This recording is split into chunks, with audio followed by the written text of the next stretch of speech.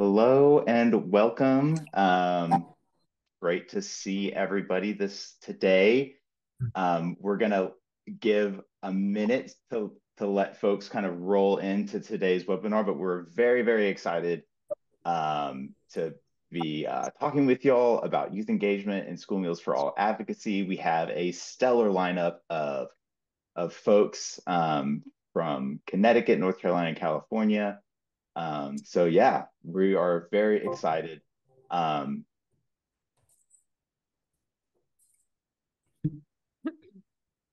Hola a todos, a todas y a todos. Vamos a esperar un minutito más antes de iniciar la sesión, pero estamos muy contentos de tenerlos por acá y empezaremos brevemente.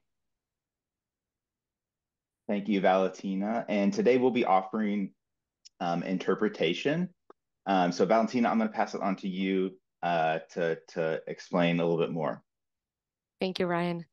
Hi, everyone. Good afternoon. Hola a todos, a todas y a todos. Buenas tardes. My name is Valentina, and I'm here on behalf of the Community Language Cooperative, and I'm here to provide and guarantee your commitment to language justice. Language justice is a type of simultaneous interpretation that seeks to create spaces in which no one language is dominant, spaces in which everyone can participate in the language of their heart. So to achieve this objective, we'll be using Zoom's interpretation feature. And what you will see in a couple of minutes is that a new little button that looks like a globe will appear on the bottom bar of your screen. On that same bar where you currently have the buttons for the microphone, for the video, for the chat, etc. It'll be towards your right hand. Once you see this new little button come up, go ahead and click on it and select either English or Spanish as both the language that you will be listening into and speaking into. If you are joining the meeting on a phone or on a tablet, you will find the same options for interpretation by clicking on the button with the three little dots on the lower right-hand corner of your screen. This button reads More. Hola nuevamente, yo soy Valentina y estoy aquí por parte de Community Language Cooperative y estoy aquí para ofrecerles y garantizar su compromiso con la justicia del lenguaje. La justicia del lenguaje es un tipo de interpretación simultánea que busca crear espacios en los que no dominen ningún idioma, espacios en los que todos puedan participar en el idioma de su corazón. Para lograr este objetivo vamos a utilizar la función de interpretación de Zoom. Lo que verán en un par de minutitos es que aparecerá un nuevo botón que parece un globo terráqueo en la barra inferior de su pantalla. En esa misma barra donde ahorita tienen los botones para el micrófono, para el video, para el chat, etcétera. Va a estar hacia su mano derecha. Cuando vean este botoncito aparecer en esa barra, hagan clic en él y seleccionen inglés o español como el idioma en el que desean escuchar y el idioma en el que desean participar. Si ustedes están en esta sesión por medio de una tableta o de un teléfono, encontrarán las mismas opciones para la interpretación haciendo clic en el botón que tiene tres puntitos en la esquina inferior derecha de su pantalla. Ese botoncito dirá More o Más. A quick reminder for those of you that do prefer to use English during this meeting, Spanish is 20 to 25% longer than English, so please be aware of your speed. And remember that everyone who is monolingual speaker, regardless of whether it's English or Spanish, should select interpretation. Only fully bilingual people can choose to ignore the service. Un breve recordatorio es que la interpretación es simultánea, entonces cuando participe, por favor, mantenga un ritmo de conversación. Si tiene alguna pregunta o algún problema con esta tecnología, por favor, comuníqueselo al grupo completo a través del chat para que lo podamos resolver en conjunto. Muchas gracias por tenerme por acá. If you have any questions or any issues whatsoever with this technology, please let the whole group know by means of the chat box so that we can work together to address them. Thank you so much for having me here. We could go ahead and start the interpretation channels now. All right, thank you, Valentina. I'm going to stop sharing my screen so I can turn on the interpretation. Let me add my interpreter. Just give me 2 seconds.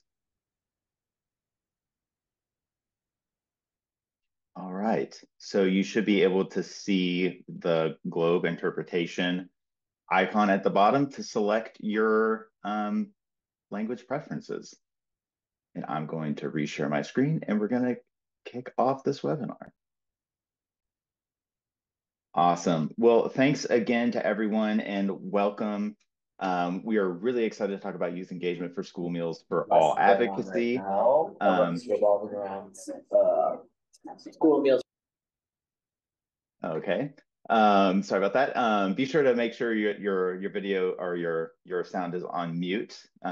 We'll actually be taking questions at the end.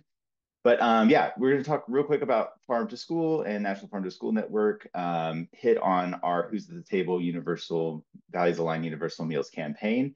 And then we're going to the main feature of today's webinar is getting to talk with the great folks with School Meals for All Connecticut, the School Meal for All North Carolina ambassadors, as well as youth advocacy in School Meals for All in California. We'll hold all of our questions to the end. And yeah. So what is farm to school? So when we say farm to school, we're talking about activities that support the connections that communities have with fresh, healthy food and the local food producers, and ways to engage children and learn about that food and agriculture. So there's really no one defined program, but collectively farm to school activates and empowers children and their families to make informed food choices while strengthening the local economy and contributing to vibrant communities. So, these elements can combine to make a successful farm to school program.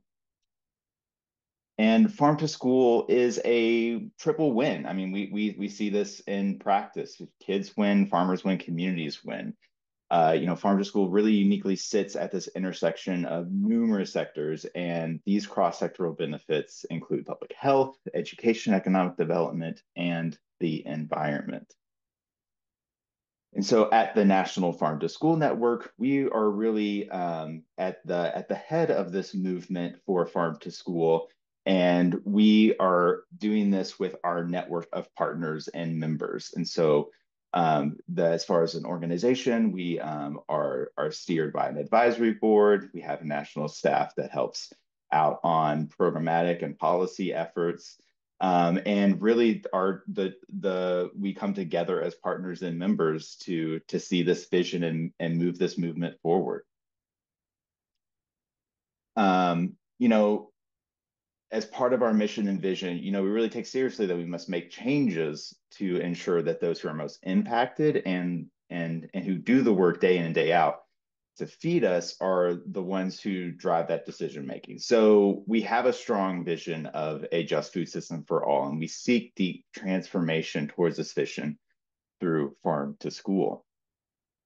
And our core functions at National Farm to School Network, we're a hub for information, for networking, for advocacy. And as a network and as an organization, we help connect people to resources, people to other people, and people to policy. And grounding us in this work is our call to action, that 100% of communities will hold power in a racially just food system. Our farm to school values extend to these really great community values of economic justice, environmental justice, health impact, racial equity, workers' rights, and animal welfare. And,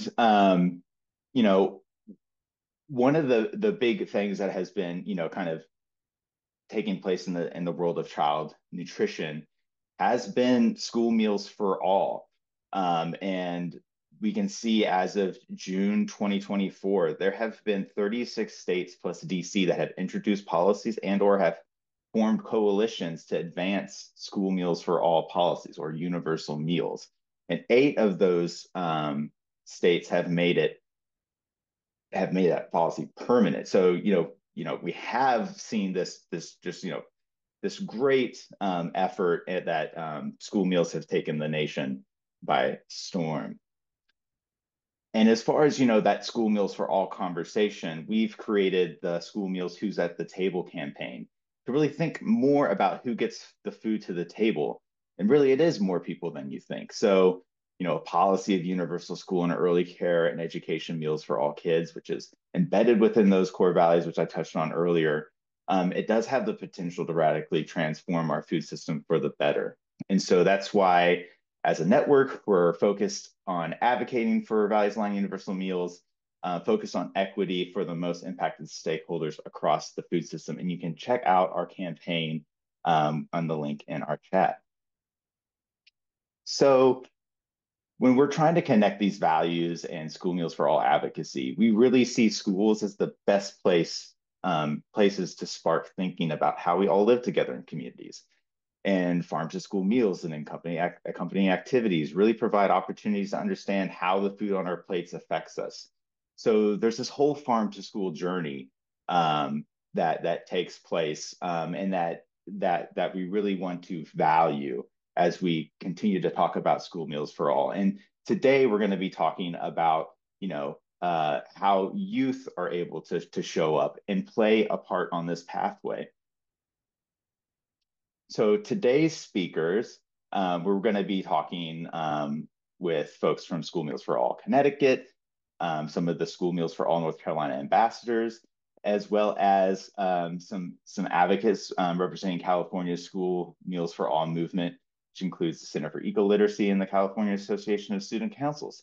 So I am actually going to pass it off to our first speakers in Connecticut. So Ashley, take it away. Thank you, Ryan. Good afternoon, everyone. My name is Ashley Carl. I am a registered dietitian and food service director for Plainville Community Schools here in Connecticut. I also sit on the steering committee for the School Meals for All Coalition, and I've been heavily involved in the youth advocacy in the School Meals for All CT. Next slide, please. All right, so just a little bit of background on the School Meals for All Connecticut Coalition.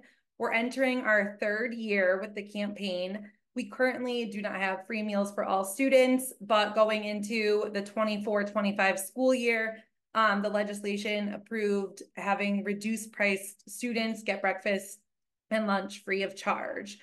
We've definitely faced some leadership challenges within our state legislature, but our primary focus remains on highlighting those most affected, which is our children. We're continually learning about student advocacy and the campaign, and we're eager to share insights with you. But by no means are we experts in this, and I'm here to both share experiences, but also learn from everyone on this call. And again, if you have any questions during the presentation, please feel free to put them in the chat, and I know there will be a Q&A at the end of the three presentations. Next slide, please.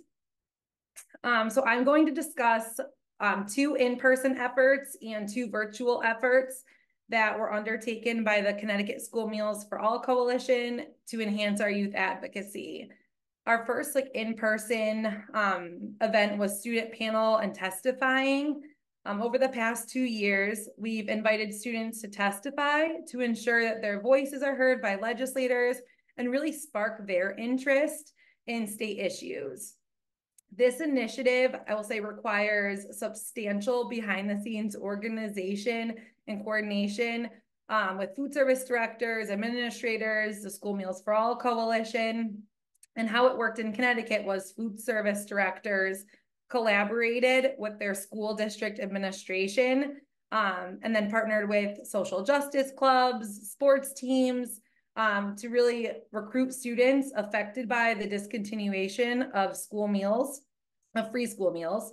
And in addition to organizing these groups, we also arranged transportation to the state capitol. So that was definitely a task that presents considerable logistical challenges. And when going to the capitol, I know the students expressed that they were incredibly nervous because they're getting in front of a bunch of legislators and testifying and telling their story. And that's understandable. I know my first time testifying, I was terrified. I don't love speaking in public, but we really tried to make the students feel comfortable and guided them to share their experience and really what School Meals for All means to them. And actually this spring, after a student testified, she was an elementary student, she expressed that she had so much more to tell the legislators and that she looked forward to sharing more in the future, and that testifying in the future. And this is really our goal with having students come to the Capitol. It's fostering a desire in the youth to continue engaging with legislators and ensuring that their voices are being heard. Next slide, please. And throughout the campaign, we also had press conferences, and we've had students speak at those as well. So pictured here is Ava. She's an 8th grade student. This press conference was held back in March. And she actually mentioned to her mom that the experience made her feel like her voice was being heard, and she really felt that she was representing all students in the state of Connecticut. So one of the things with press conferences is it's crucial for to ensure that the voices are heard not only by legislators, but also by the local media. This thereby amplifies their message to students across the state. So this visibility can empower other students to have the courage to make their voices heard as well. Next slide, please. One of the virtual efforts that we did was we actually had food service directors have students complete these postcards. We provided an online template to food service directors, and then they partnered with students or administration and would have the kids fill out these postcards that we would then utilize to go on social media, or we actually utilize them to be placed on the back of information documents. And then this was sent to, this is actually placed in legislators' mailboxes, so they could see why school meals for all was important to the students. So I've highlighted a couple examples on this slide and the next slide, and I'm going to read two that I find really impactful. One thing that I really like, a food service director added what the students' favorite school lunch is, because I think it makes legislators understand that this is from a kid's perspective and it's coming from a student.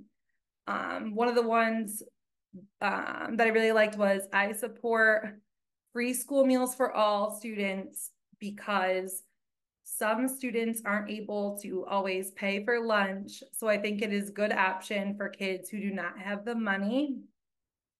And on the next slide,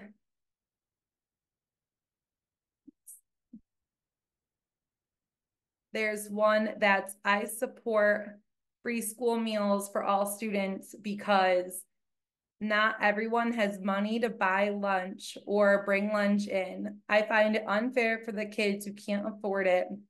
Everyone deserves to be fed, no matter what race, gender, or balance they have. And I find that these postcards are really impactful because we'll often hear from legislators that there's, stigma might not be real, or that stigma, kids don't know who's free. And I think these postcards show that kids do notice things, that stigma is real, and they see more in the lunchroom than what people actually think. Next slide, please. And lastly, one of the things that the coalition did was we compiled student videos in a digital yearbook. So it enabled legislators to scan a QR code and then listen to the students' messages. So this was logistically challenging and involved a lot of hands-on learning. How this all came about was the School Meals for All Coalition was sent a video by Minnie, who's here on the left in the Hello Kitty shirt. And her video, we're like, how can we get this to legislators? How can we inform them that this is how students are feeling? And during our steering committee, it was decided that we would create a yearbook. And with a very quick turnaround, I believe it was about a week, we had 7 to 10 students submit videos. And then a yearbook was created so that legislators could scan the QR code. But this was in May, when it was really, we really needed to get the message to the governor. So we really wanted to catch his attention, and that's why we created this yearbook. We're currently brainstorming ways to use this in the future.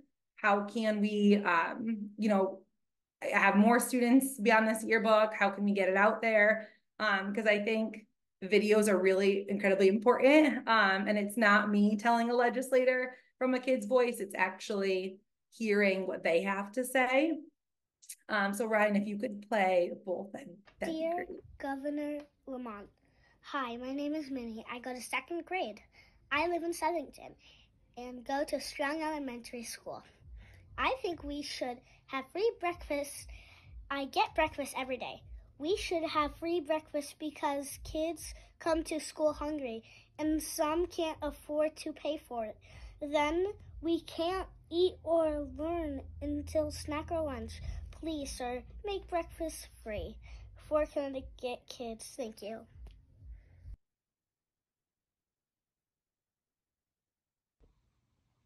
Hello, Governor Lamont. My name is Javi Hamilton Morris, and I'm a sixth grader at King Philip Middle School, West Hartford. I believe that all children have free school breakfast. I see my friends counting their change, hoping that they have enough money to buy breakfast in the morning, and it's just not right. Many children across Connecticut rely on schools for food, and in withholding food, you're setting them up to fail. Please, Governor Lamont, give us free school breakfast. Thank you.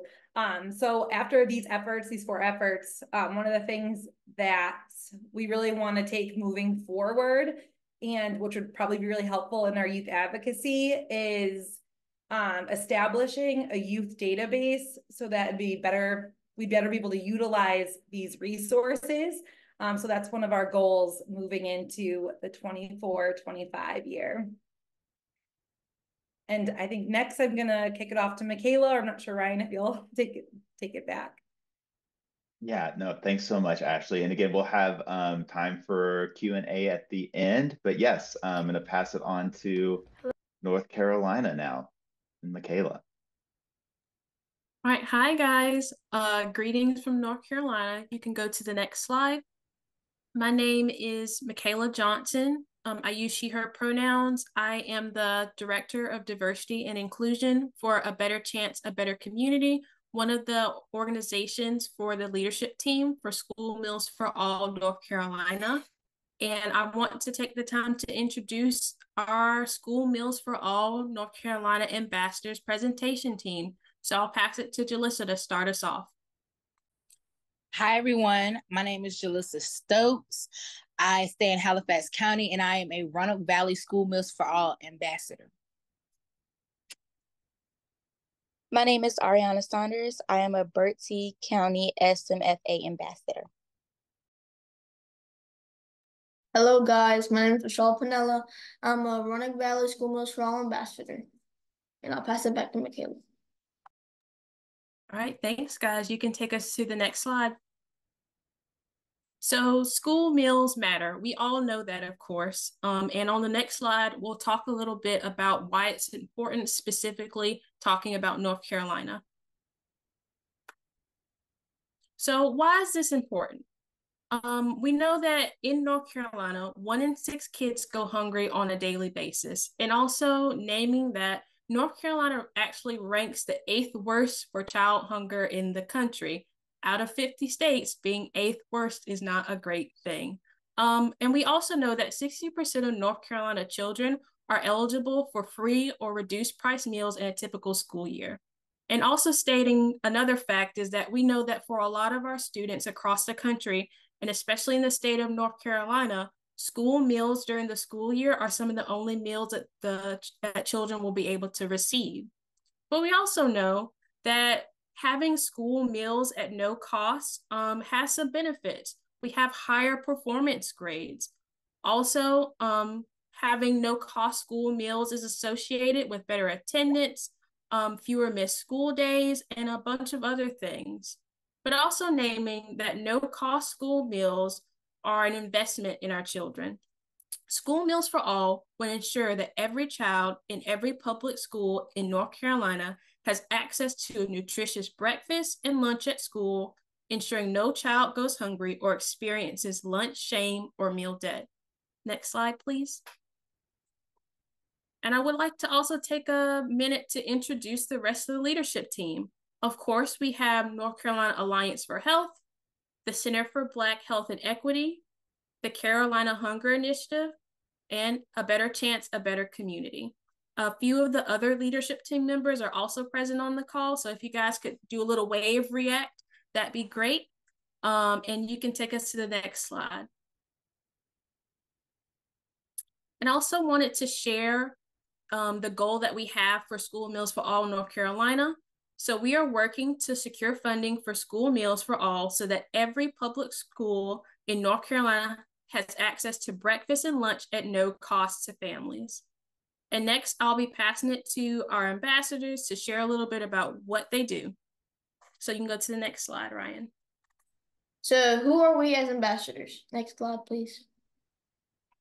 So us as ambassadors are young people ages 13 to 24, and we are also all living in North Carolina. We all have a passion for community, nutrition, advocacy, and leadership, among other things as well. Next slide, please. And what as ambassadors do we do? Next slide. We participate in policy and system change trainings, participate in weekly chats, host community events, engage with elected officials, learn social media advocacy, and attend local and state convenings. So are such the things as we do. Next slide, please. And I'll be passing it to Jalissa.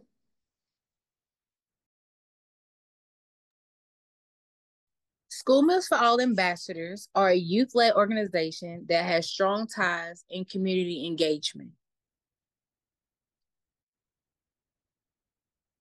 Next slide, please. We have hosted multiple events within the community. Our largest event to date was in Wrightsville Beach with our annual 5K run. Pay and X are an ambassador-hosted event that parents and ambassadors use to help team build and practice presentation skills virtually. Virtually throughout the year, we have hosted various virtual events, including our MLK Day of Service Kickoff, Diversity and Inclusion, and Advocacy Days. Shacks. Shacks are meetings held at the Central District Office for Berkeley County Schools. There are shacks in every county. The ambassadors were given the opportunity to spread our mission through this gathering of community partners and help in different areas such as community/district wellness, safe environments, and healthy living, which are work groups that are active in the shack. As an ambassador, I have had the chance to create ideas and turn them into a complete plan to draw awareness to different issues in the community and the schools, as well as foster a sense of unity and security. This way, we are able to get parents and others involved and active to better the community. Next slide, please. And I'll be passing it to Vishal. So thank you, Ariana. So these conferences have all been attended from all ambassadors, but I'll be focusing on the National Service Learning Conference. So the National Service Learning Conference took place in April 2024 in St. Paul, Minnesota. The conference was a great learning experience. We learned how to host a good event for volunteer efforts and taught the community how to engage in service learning. And one big thing that they taught us was a big demonstration how to host a volunteer event. So this event was in Urban Roots in Minnesota, and we learned how to remove an invasive species called blackweed from the plants in national parks in Minnesota. So they taught us how to engage with the volunteers, and they taught us how to move around and make sure not to hurt ourselves, but also make sure we have to remove the bottom of the ends, because if we just remove the top or the branches, it would just grow back. So they taught us how we have to, I don't know, use they taught us how to use the tools safely. They taught us how to not get hurt by the branches as well. I thought it was a great learning experience. And I'll be passing it back to Ariana. Next slide, please. Weekly Sunday chats at 7. Every Sunday, the ambassadors meet to catch up on recent developments in our respective counties, confirm new event dates, and uplift each other. During the meeting, the ambassadors are attentive and spreading positive gossip. To show that we care about each other, there is a time for weekly reflections, and this Sunday meeting helps prepare us for the upcoming week by ending on fun trivia questions. Next slide, please.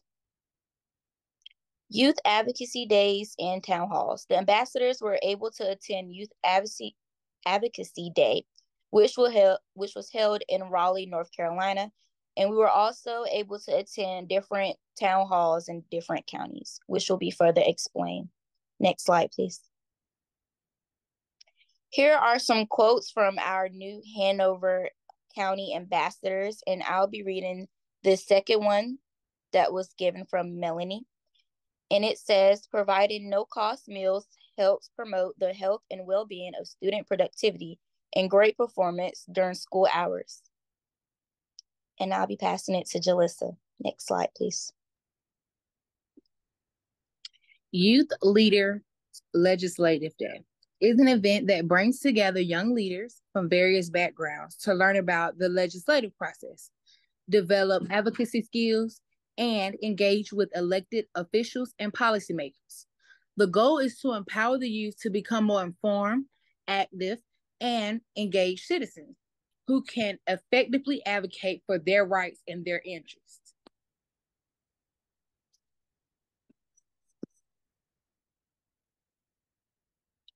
The following video consists of an interview of me and my colleague Amaya, who is also an ambassador. This interview was held at the town hall in Sylvia, North Carolina at Western Carolina University.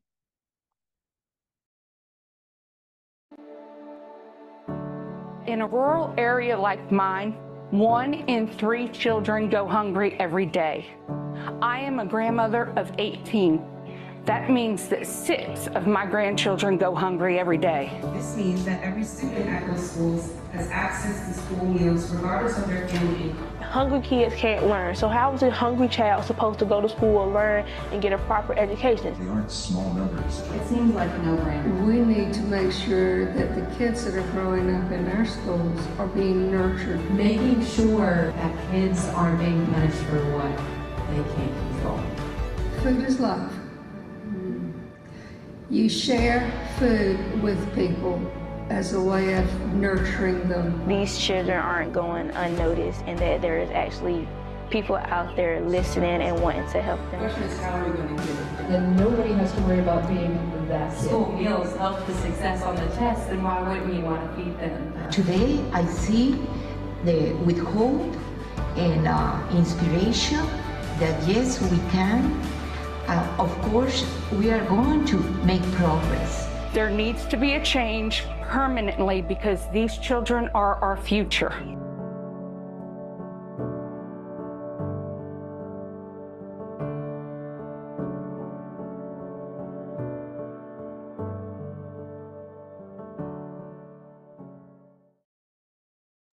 Next slide, please, and I'll be passing it back to Jalissa.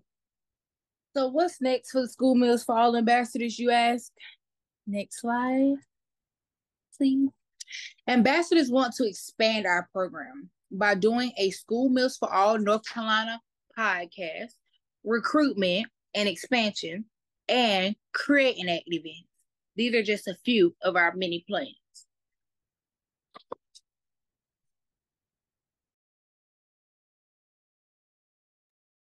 All right, I just wanted to share really quickly about another program that we have with School Meals for All North Carolina. It is our Champions program, and our Champions program is for all ages. For those that don't quite fit within the age range for the Ambassadors program, they are very much welcome to become a champion. But if they are under the age of 18, they do have to have parental consent. And so what we do is people can scan the QR code. They can use the link to sign up to complete a form to become a champion. Once you are accepted, you can attend monthly strategy sessions, as well as attend in-person events and give interviews like you saw in the video before. You can go to the next slide. Follow us. You can show your support by following us on our Instagrams that are listed here.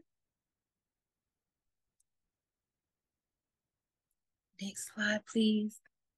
You can always contact us, the ambassadors that have presented for you today. Our emails are listed here as well.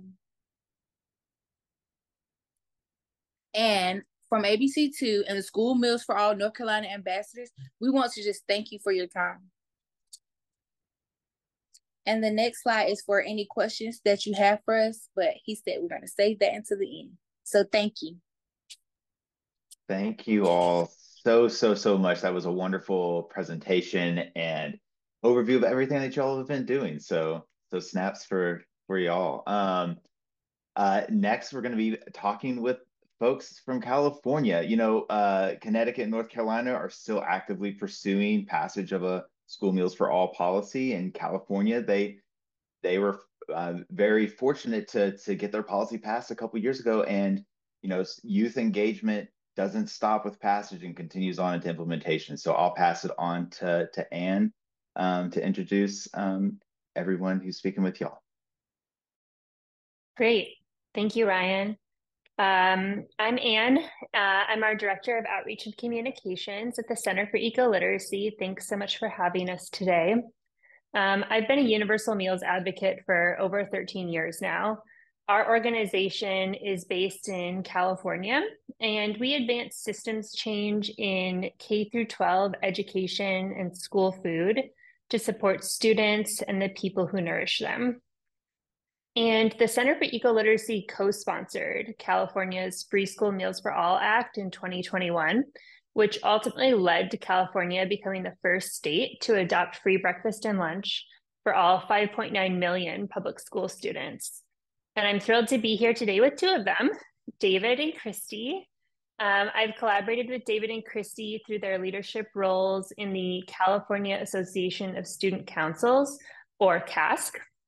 And I, along with my organization, have been on a learning journey over the past few years to discover how best to engage students in this advocacy. The collaboration with CASC has been an incredible opportunity, and I've been privileged to learn from CASC students on this.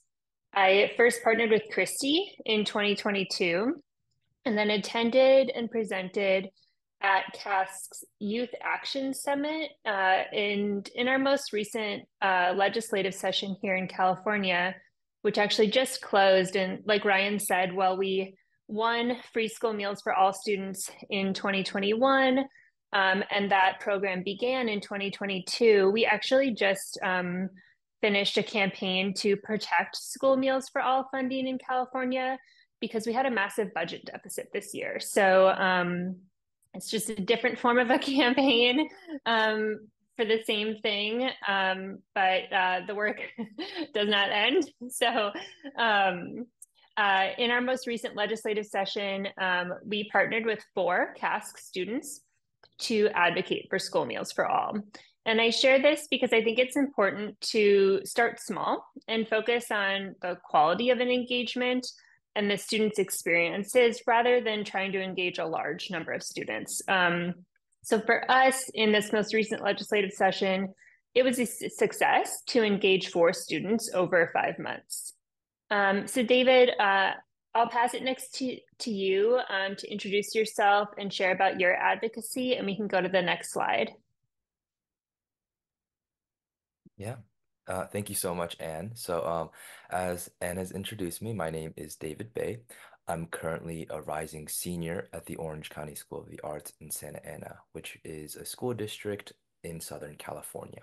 So, I am the current state president of the California Association of Student Councils for the 2024 to 2025 term. So, to give you a little run through about CASC and our organization. So we were founded in 1947 by the California Department of Education. CASC is a nonprofit, student-led youth leadership and student advocacy organization and has been going on for roughly 80 years. We have over 200 plus students within our organizational leadership, varying from statewide to regional bodies. With our 60 plus yearly programs, we engage over 4,000 or over 4,000 students annually, and we offer a wide variety of opportunities for advocacy. We have programs to lobby to the Senate, to the Assembly, and to the State Board of Education, as well as statewide and regional bodies aimed at creating proposals and lobbying for certain policies. CASC has personally passed many laws within the state of California, proposing bills on issues ranging from student voice, menstrual equity, and school food nutrition. Personally, my passions center around English language learners and low-income students. And within this larger idea of bolstering the voices of low-income students, it includes food education and access to free school meals. So personally, the free and reduced lunch program within the state of California has been a huge benefit to my life. I continue to find ways to advocate for it, and I'm blessed to have been able to speak with the Center for Eco-Literacy on the importance of the FRLP program in impacting the 5.9 million students across California. And speaking on my personal experience advocating for school meals for all, so back in April, Anne reached out to me and I worked out and helped with efforts for school meals for all alongside the Center for Eco-Literacy. So we met with Assembly Member Valencia's office, who is the Assembly Member for my school district, the Santa Ana School District, and we advocated to ensure full funding for the School Meals for All program in the California state budget. As Anne mentioned, California is in the midst of one of its largest budget deficit in decades. So this was a critical time to show up and educate our policymakers about how the program works and why it is effective. I personally spoke on my experience with the FRLP program and the School Meals for All program and how I have been benefited from the program, surely due to the fact that I no longer have to wait and think about my next meal. I'm able to study and sleep longer. I'm able to allocate more time for myself instead of having to worry about what I'm going to eat the next day or I'm going to eat for lunch and all of this sheer time that was spent on focusing on my next meal has been turned into something more productive for myself. It was all around an amazing experience, and as Ann mentioned in June, Governor Newsom signed AB 107, which secured around $1.85 billion in the 2024 to 2025 California state budget to continue the School Meals for All program. And overall, that was my experience with the School Meals for All program in the recent year, and I'm sure Christy can talk more on her experience in the past couple of years. Thank you, David. Next slide, please. Hi, everyone. My name is Christy Toe, and I was the state president of the California Association of Student Councils my senior year of high school. I just graduated high school, and I'm an incoming student to Cornell University this fall. So throughout my high school career, I was really touched by the School Meals for All program in California, and I wanted to extend my passion for this cause to other students. So with the help of the Center for Eco-Literacy, I published an op-ed that gained popularity by the California State Legislature and nonprofits alike. In this op-ed, I applauded California for being the first state to provide every K-12 student in our public education system with free breakfast and lunch. My peers and I relied on school breakfast and lunch every day due to being in strained financial situations, having parents who work full-time jobs, and a lack of time in the day from balancing our academics, our extracurriculars, and sports. So now I'd like to speak a little bit about how CASC as a nonprofit organization has engaged students in such advocacy for the School Meals for All program. So every year, CASC holds a Student Advisory Board on Legislation and Education conference, where students in small groups discuss and develop solutions to state education issues over the span of 3 days near our state capitol, culminating in proposals that are then presented to the California Senate Education Committee, leading to significant changes in statewide policies that we as an organization are very proud of. So the students in CASC used its platform as a nonprofit this year to create legislative proposals in food and nutrition and environmental justice, all inspired by the School Meals for All program.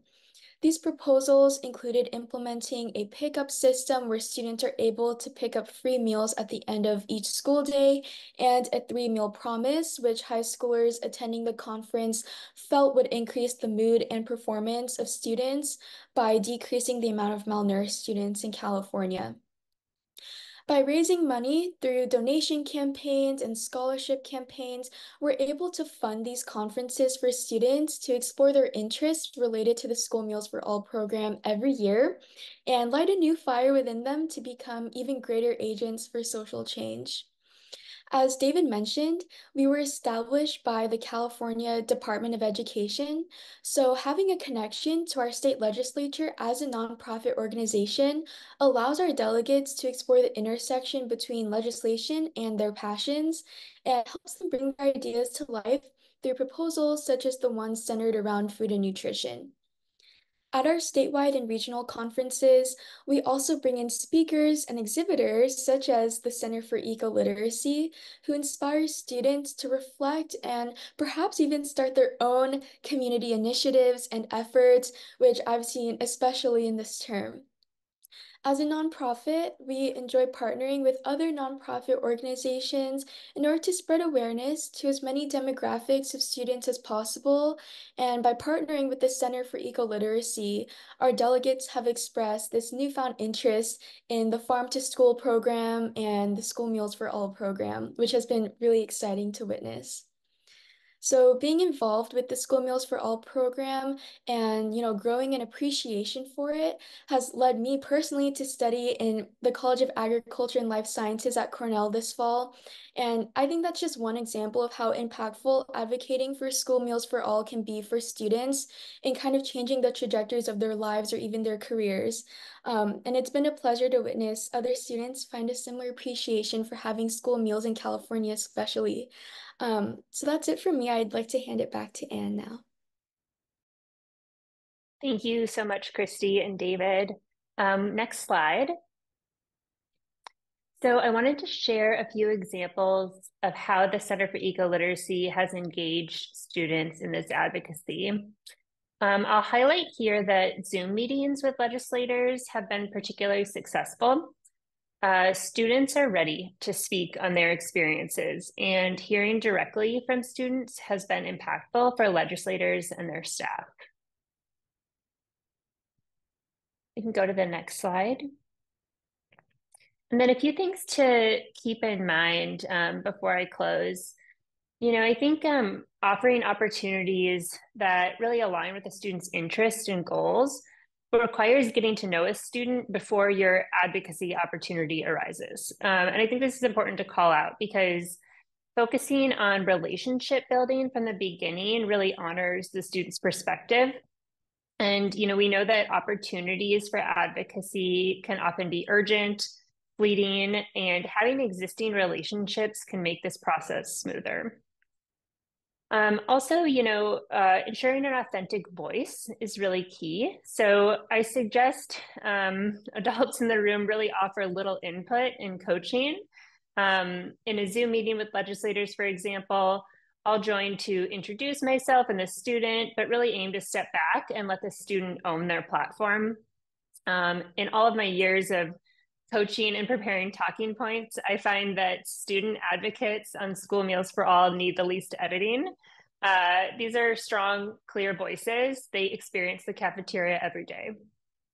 And of course, you want to engage a minor student's parent or guardian. And, even if it's not for a media release, I think when you're working with a student, ensuring that their parent or guardian is aware that you're credentializing your organization and your work, explaining the goals of your campaign, and offering a phone or a Zoom meeting to get to know their parent as well. We've also provided a translated media release form. So creating a form that in the relevant languages for your community, so you're not creating any barriers to access for the student's parent or guardian is important as well. And lastly, just staying in touch with the student. So as you hear of leadership opportunities for youth, share them back with the students you've engaged.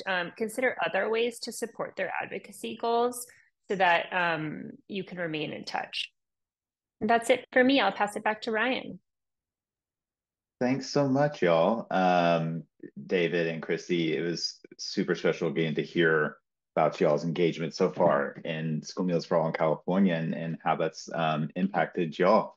So we have a few minutes for questions. I'm going to stop sharing my screen. I'm sure, feel free to add your questions into the chat if you feel comfortable coming off mute. We welcome that, or you can like raise your hand. But yeah, we'll open up to the floor for questions for any of our speakers today.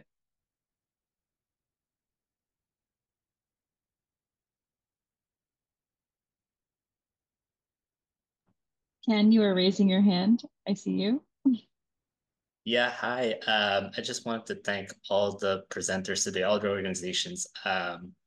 Doing this presentation, I know for a fact that it's usually never easy to just talk about your experience. I just want to thank all three organizations just for taking the time to share it. And I'm from the Coalition for Healthy School Food in Canada.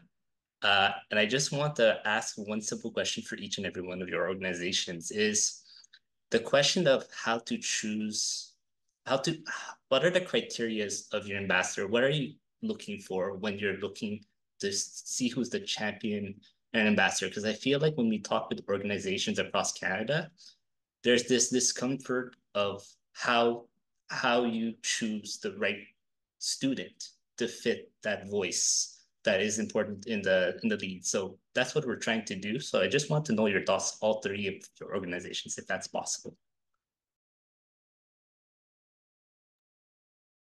I can chime in. I think for us in California, it's important to represent the diversity of the student body in California. So that's really what I consider. And also, for us, we're a small organization. We don't have a student ambassador team, right, or anything like that. So I think it's important to connect with students that are already serving in leadership roles so that you're also serving their interests, right? So Christy and David, for example, they interface with legislators. They know what's up, right? So by working with them, I could ensure that they're not only representing more students than themselves, but that they're ready to do this work. An example besides the California Association of Student Councils in finding other student leaders has been, students that are serving on their local school district school board. There's also many school meal advisory committees that are run by students. So doing some discovery to better understand students that are already in leadership roles might be a good way to start.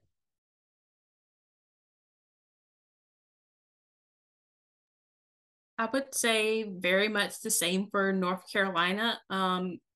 So far our thing has been as long as you fit within that 13 to 24 age range and you are a student in North Carolina and you don't necessarily have to attend a public school. We have a few students from charter schools.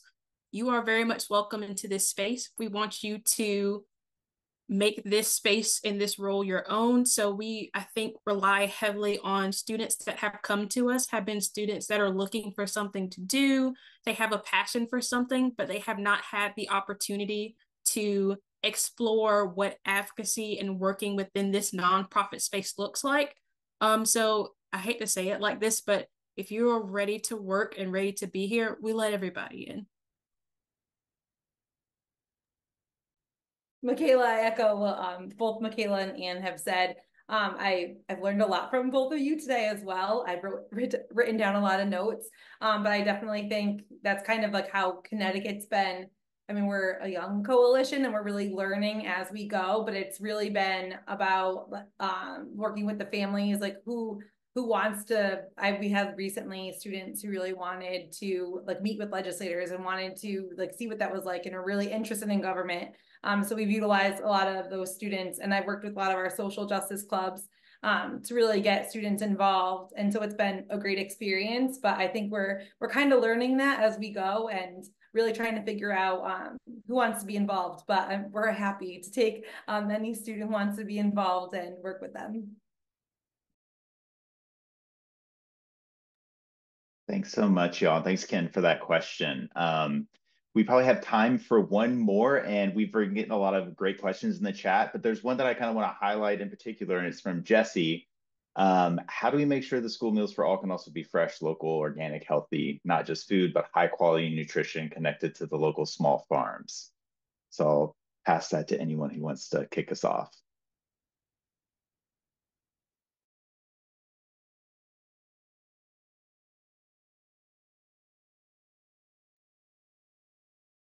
I can share just from an advocacy perspective that in California, the School Meals for All Coalition has been focused on advocating for complementary policies, such as kitchen infrastructure and training for school nutrition professionals, farm to school, obviously, and other complementary policies that are supporting the movement towards more fresh and local school meals.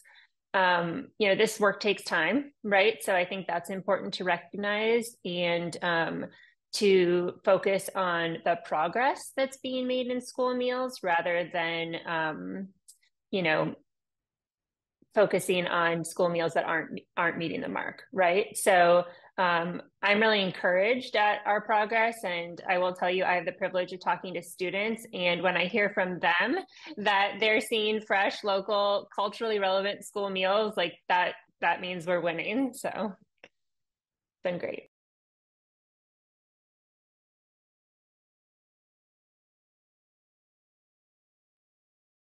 Thank you. Anyone in North Carolina, Connecticut, any response?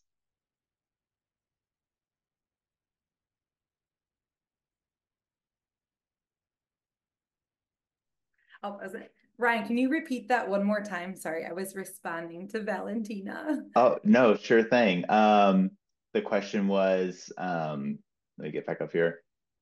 So how do we make sure that school meals for all can also be fresh, local, organic, not just food, but high quality nutrition that's connected to local small farms?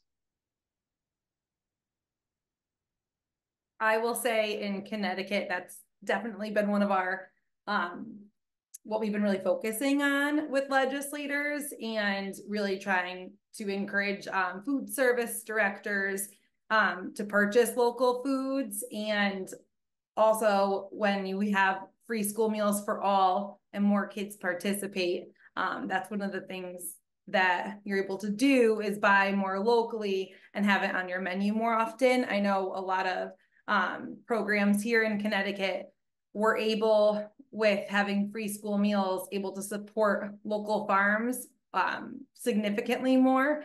And so we really try, just as Anne said, to try to promote it, inform families, do taste tests, put it on our menus, and really just highlight it to students. And I think when you have fresh local foods, it also increases participation as well. Awesome. Thanks, y'all. Well, we are running close to time. So with these last couple minutes, just want to share my screen one more time. Thanks again to our presenters today with Connecticut and North Carolina and California. There's a lot of good work still happening, a lot of great work still to do ahead. But I do want to invite everyone, if you're not already a partner with the National Farm to School Network, here are a couple QR codes that can take you to learn more about becoming a partner. And as a partner, we are able to offer different supports. And so some of the different policy supports that we are able to provide is, we have biweekly policy team office hours. We also are able to provide some technical assistance, as well as access. You have access to a partner listserv, and then we do have quarterly state policy round tables. So yeah, just encourage everyone to take a look if you're not already a partner, and if you are, then thank you. We do have a couple of great, exciting upcoming events. We actually have our annual partner meeting. It's still not too late to become a partner and join us on August 14th through 16th in Minneapolis, Minnesota. And then save the date because this is very exciting. We have our 2025 Farm to Cafeteria Conference that's going to be happening in New Mexico, June 2nd through 5th. And that is for anyone and everyone. So we would love to see everyone in New Mexico next year in June. But thanks again to our presenters. Thanks again to Valentina for interpretation.